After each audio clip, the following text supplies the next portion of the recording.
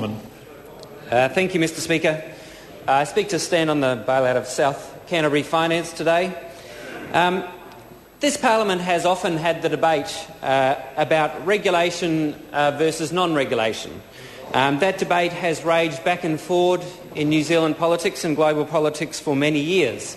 The side that's opposed regulation has dominated New Zealand politics through the 80s and the 90s. And that side of policy making and those who supported a laissez-faire approach dominated the policy making in terms of how we should regulate the finance sector. Today we are witnessing the end result of the victory of a laissez-faire approach to the regulation of the banking and the finance sector. Today we should draw the conclusions that those who have advocated for more than 2.5 decades, or approaching 3 decades, who have advocated very strongly that we should not regulate the private sector, those who have advocated against the regulation of buildings, for example, or against the regulation of the finance sector, were wrong. And the New Zealand public are having to pick up the bill for the cost of the victory of the new right in the debate between those who wanted to regulate the finance sector and the building industry and those who did not. Because at the end of the day, the reality was that the finance sector and the banking sector was too big to fail. And we, all of us in this House, decided that we needed to support a retail deposit scheme and a wholesale deposit scheme in order to protect the New Zealand economy, because these institutions were too large to fail. Once those institutions were too large to fail, there was little alternative but for the taxpayer to step in when they were in trouble.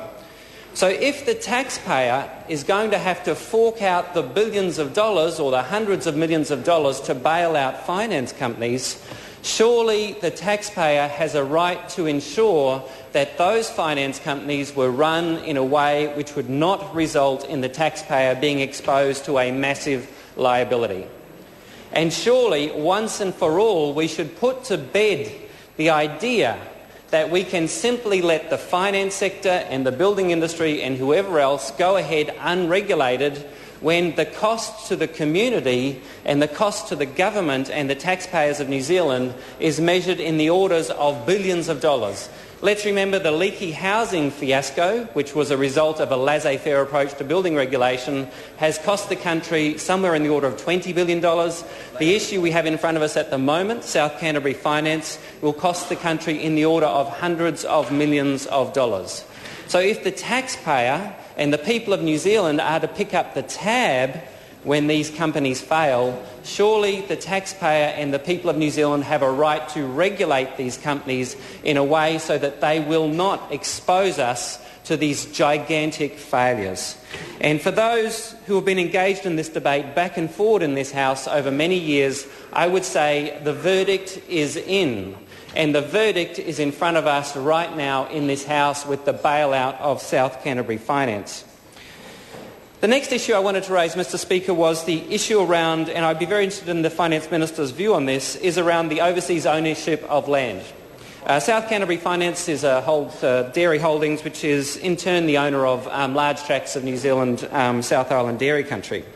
I would be very interested in the Minister's views about whether the government has a view about whether it can control whether that land will fall into foreign ownership during the receivership process, and whether the government has a preference, and I assume it does have a preference. If it has a preference, how and what mechanisms are available to the government to ensure that these large areas of farmland do not fall into foreign ownership, which is a critical issue which both the Prime Minister and the Minister of Finance have spoken about on numerous occasions. The third point I'd like to make, Mr Speaker, is around what I would call the unsustainable development that South Canterbury Finance was involved in. Because one of the issues for New Zealand is not only was it unsustainable financially, it's also been unsustainable environmentally. The environmental impact of the great dairy revolution across the South Island of New Zealand, particularly Canterbury and Southland, has been enormous. And so the giant dairy revolution has an enormous environmental impact. It's time we learnt the lessons not only do we need to learn the lessons about the sustainability in financial terms, but also the sustainability of these kind of developments in environmental terms. Because when you go across the South Island of New Zealand, I was recently in Dunsandel, and the people of Dunsandel are of course surrounded by cows from dairy holdings and have had a big impact on them. So there are issues of environmental as well as financial sustainability. The fourth issue, Mr Speaker, is the farming for capital gains. South Canterbury Finance and a large part of the dairy boom has been farming for capital gains. There have been relatively small real returns, the main returns, and the whole system was based on the idea of capital gains as the value of land went up and up and up. These farming for capital gains is totally unsustainable.